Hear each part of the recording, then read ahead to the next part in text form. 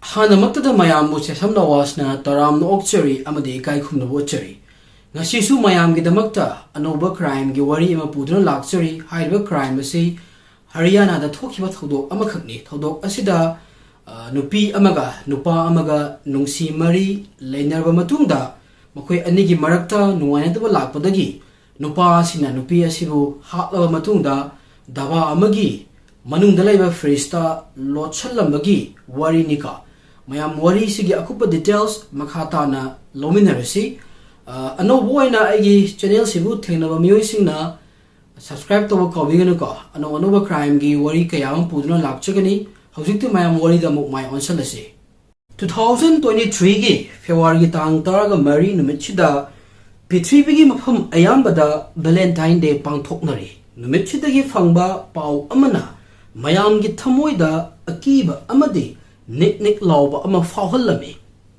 Aftab Shraddha case mayam na kaunadri mayam na Aftab Shraddha case ki matangda yengdaba targadi aigi description da link hapcharamge link du da changlaga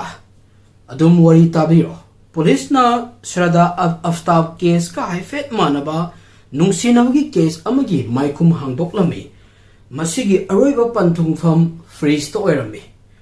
nungsi wari ase Niki Yadav amadi Sahil gini Niki Yadav murder gi akupa details murder tawbagi maramna kaigi oiriba aduga murder tawraba matungda Sahilna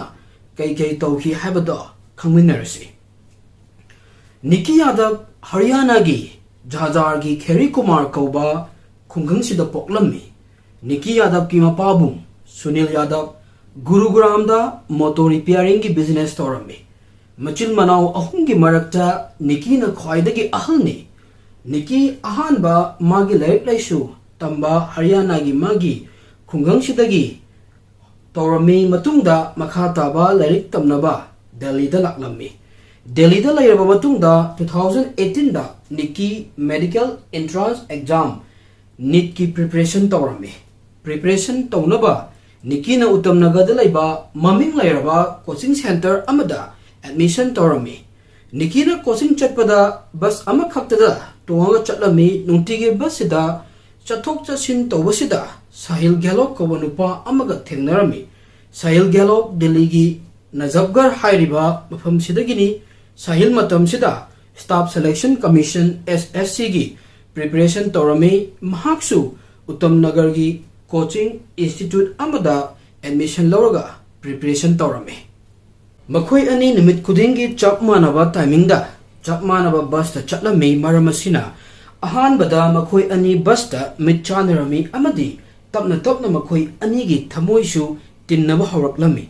wari watai tawnabadagi makhoi ani marup oiba hawrami matamgi matung inna maruptagi nungsi lambida khongdarami report kharagi matung inna makhoi ani nungsinaraba matungda apartment amada live in da lairami adumoinamak marak sida coronavirus na maram oiraga Delhi amadi India masa pumba lockdown lauthoklami amadi coaching center su loinamak suti tharami maram asidagi makhoi ani masa gi khungangda chatnarami lockdown hangdoklaba matungda amuk halaklaga makhoi ani makhatana live in da lairami Niki Yadav ki mapa Sunil Yadav na machanupi Sahilga live in da lai habase aran mani hairami mahaki machanupi Sahilga kaidawnungda live in da lairamde Delhi gi Bindapur hairiba mafam sida Niki gi manau nupiga baragi ka amada lai hairami matamdi sum lep laitana chatlami Niki amadi Sahil gi nungsi marisu sum chashanba halaklami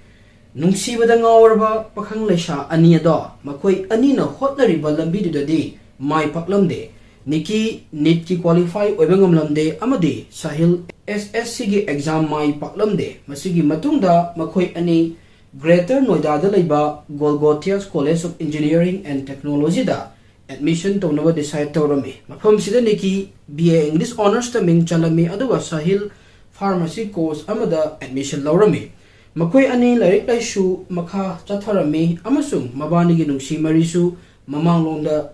mamanglomda chatlami mayanda thokpa dumaina makhoi ani gi maridasu kaigumu matamda misunderstanding tholaklami argument tawnaba yawrami adubu amuk hekta thuna patch up tawrami makhoi anigi sangsar sida hojikti niki gina sahil gina niki adumoinamak asengbada sumaina oikhibra hangba taragadi masigi pafumda oikhide habasini matamgi matung inna makhoi anigi nungsi mari se healthy oiba mari ama oiraklamde aduga nikina makhoi anigi relationship ta sumaina tholakani habasa mangda phawba manglam loika 2023 ge February tang taraga mari da Delhi police na niki amadi sahil gi nungsi mari gi yamna tabada kiningai oiba paw khara khangba ngamlamme Delhi police ki matung inna February tang taraga mathoi numichida niki gi mapa social yadapna machanupi da paw faunaba tawrami adubu niki gi phone cha switch off lerami masidagi makhata na niki ga leminari bi manaw nupi da niki gi matang da hangbada manaw nupi na niki di goa da koiba chatki haraklami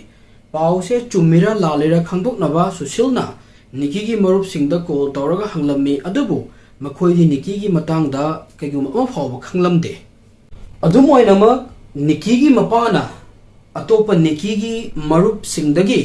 magi paw launaba hotnabada makhoina niki se aroibo oina sahil ga punba orame hairaki masigi matungda niki gi mapana niki ga leminariba machanupi sidagi sahil gi number lauraga call torami amadi niki gi matangda hanglamme matang sida sahilna niki gi matangda madi thoidokpa kaisu khangde amadi aidi hauzik isagi lohongbagi sillangbagi yamna busy oiraga lei hairami makhatana sahil niki dehradun natraga musori da koiba chatlamba yai hairaklammi amadi hauzika niki ga contact ta leitre su hairaklammi mathangi numit February gi tang taraga ni thoida niki gi mapana by any means tawraga sahil gi mapada call tawrami aduga machanupi gi matang da hanglammi matam sida su sahil gi mapana nangi nachanupi gi matang da kaigumba idea ama phawba leite kaigumba ama phawba khangde hairaklammi niki gi mapa magi level da machanupi bu kana thirami maraksida 2023 gi February gi tang taraga humdoi numit sida masak khangdaba mioi amadagi Delhi police ta call tawraklami phone tawrakliba mioi asina magi masak takthokdana nazabgar gi daba gi mapu amana nupi ama hatlaba matungda daba asimaktada losanaba hotnare hairaklammi call asi kanana tawrakhibano haibase police ki maikaidagi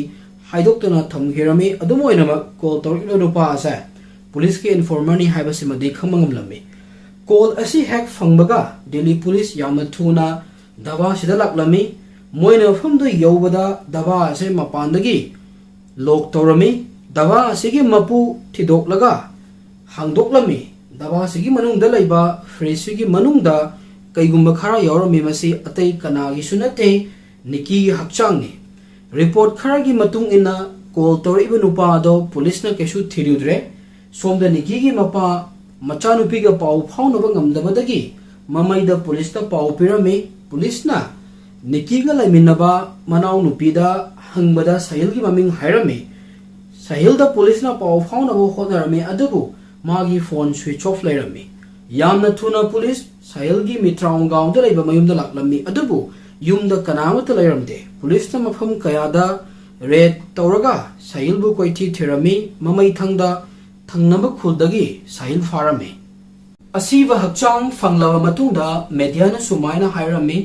live in relationship da laiminaba boyfriend na girlfriend bu hatlaba matungda asiba hakchang freeze da lotlamme haina sahil farga matungda police na wahang pohang tawraga fanglakpa information gi matung inna media na nikibu sahil gi live in partner haina hairame adubu makha taba investigation da niki sahil gi nupi oiraga leirami niki amadi sahil na yamna kanna nungsi ipakta tawtharopagi matam sida makoi ani 2020 gi October 1 da Greater Noida da laiba Arya Samaj Mandir da makoi ani gi lining gi chatnabigi matung ina lohunglamme masigi pause police na niki gi room thiba humba tawbada khanglakpani niki gi room da masigi pause police na niki gi room thiba humba tawbada khanglakpani niki gi room dagi makoi ani lohongbagi photo amadi certificate fanglami mandir gi record book tagi makoi ani lohongbagi date su fanglami lohongba asi makoi ani gi apamba da pangthokhibani adubu masigi matangda makhoi anina magi parents tadi khangalamde matamna sum hawkhibana Sahil gi mama mapana Sahil bu luhongnaba pressure kanna piraklami adubu Sahil na utai parai tawraga lairami Sahil gi imung manungna mangonda akanna pressure tawrakpadagi Sahil na Leina² Atopa Nupi amaga 2020 da luhongle haibase mama mapa da mana haidoklami report ki matung inna Sahil na wafam ase magi parents ta hairubadagi Leina² bu yamna thuna thadoklamaga moina pamba nupi da luhonggadabani hairami Masidagi Sahil na magi mama mapa ga pullaga Leina² bu makhoi gi lambi dagi lauthokkinaba plan tawrami plan sigi matung inna 2023 gi February gi date 9 da Sahil magi imung manungna pamba nupi amaga yamna chawna engagement tawrami numit sigi numidangi pung ama makhai tarakpada Sahil magi Ahanba Nupi Leina² gi apartment da laklamme CCTV footage ki matung inna Sahil na Leina² gi apartment da pung ahumok lairami matam sida Leina² ga Goa chatpagi plan tawrami plan final oirba matungda ayuki pung 8 tarakpada bag anida makhoi anigi pochai pack tawraga Nizamuddin railway station da Goa chatnaba train tonaba mafam sida laklami mafam sida makhoi ani kuina lairami Sahil gi ticket confirm oiba ngamdabana waram oiraga makhoi train da tonglamde masigi matungda Himachal chatnaba plan tawrami maram asina makhoi anigi Hyundai Verna gi gari sida Anand Bihar railway station da amuk laklami mafam sida su kaigumba maram kharadagi makhoi gi plan che cancel tawba tarami hojikti makhoi ani train da chatpagi mahutta bus da Himachal chatnaba plan tawrami masidagi Sahil makhoi gi gari adu Kashmiri gate ki manakta leiba Nigam board ghat ki u amagi makhada gari ado khamlami makhoina tawkhiba plan ado hongdok hongjin tawbagi maramna gari manungda Sahil amadi Nikita yamna kanna khatnarami amadi marai tawnarami pungkhai amma hena makhoi ani yamna kanna gari manungda launarami maraksida Sahilna gari da yawba car charger na Leina² gi mangakta yatchallaga chapkhatlami Sahilna Leina² gi mangakse sidri fawba mekhataga thamlami hatlaba matungda Sahilna Leina² se driver gi nakal gi seat tuda seat belt farga phamanlami yengbada mayamna tumaga leiba oina unabagi dama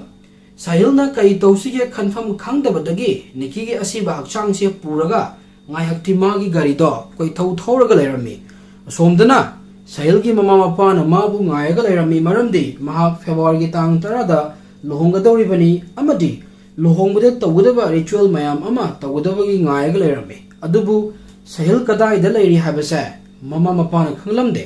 maram asina Sahil gi imungna call hanjan tawrami adubu magi phone di switch off lairami maraksida Sahil gi phone matam kharagi switch on tawraklami amadi magi imungi misinga wari tawrami Sahil na mapada hojik aina Leina² bu hatle hairami amadi magi asiba hakchang puraga gari koi thoraga lei haina su hairami Sahil gi mapana asiba hakchang ado makhoi gi dhaba da puraknaba hairami somda Sahil gi mapa magi relatives ani Asis amadi Nabil aduga Sahil gi marup ani Amar amadi Lokesh puraga tongan ba gari ahumda mayumdagi thoraklami pung kharagi matungda dhaba lakpagi lambida Sahil ga thengnarami makhoi mayam pullaga Leina² gi asiba hakchang dhaba gi fridge ta hapchillamaga luhongnaba Sahil amadi atopa miyoising dhaba ado thadoklaklami makhoina Leina² gi body thamnoliba dhaba maming khau pio dhaba ase Sahil gi ni matam sida Sahil gi luhongnabagi arrangement tawbagi dhaba ase thong lolagat leibani mayam se tawbu loiraga Sahil Leina² gi mobile phone dagi magi message call history loinamak delete tawrami Leina² bu moina dhaba da lochalaga thamnoliba numit se February gi tang 10 ni numit sida Sahil yamna dum dham da amuk luhonglami luhongba nunganbadasu Sahil dhaba da laklaga Leina² gi asiba hakchang do leiribra haina check tawrami aduga mafam sidagi hallaga magi anoba luhongbagi punchi ase yam nungaina enjoy tawraga leirami magi plan sina numit kharani gi manung sida Leina² gi asiba hakchang se tuminna moigi manakta leiba nala duda langthokhibani somdana Leina² bu thiba horaklami sum thirakpaduna Sahilgi manak fawa yauklami amadi aroibada mahaku farami atopa crime gi wari da tobagum sidasu Sahil ahanbada police na Nikki gi maramda hangbada asengba amata haidoraklamde makata na police gi wahang tobada asengba loina haidoraklami amadi dhaba da puraklami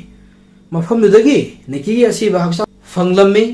Nikki amadi Sahil gi theory amasu lairami madudi Sahil anirak subo oina luhongnaba date fix tobasi Nikki na makoi anigi common friend amadagi khangmangamlami Sahil na February tang mapanda Nikki gi apartment da lakpa matamda masigi matangda makoi ani yamna kanna khatnarami aduga Nikki na hairami hojikmak nangi luhongbase cancel taw amadi akoi ani hojik Delhi dagi atopa mafam amada chathigadabani hairami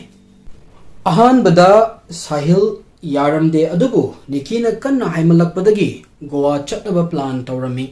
masigi makha tabadi mamangda lizakhriba thodok-sing asi thokhibani Sahil bu wahang pahang tawbada masi masu haidoraklami madudi car manungda makhoi ani Goa amadi Himachal chatpagi plan change tawbagi khatnabata nathana Nikki na Sahil da damki su tawrami Nikki na Sahil da makhoi ani Delhi gi mapanda chattaba taragadi nangi luhongfamda laklaga mayamda 2020 da ibani luhongkhibagi photo amadi marriage certificate mayamda utkani aduga nangi luhongbadi supang pangthok haloi harami maram asina makhoi ani marai kana tawnarami masigi fall oina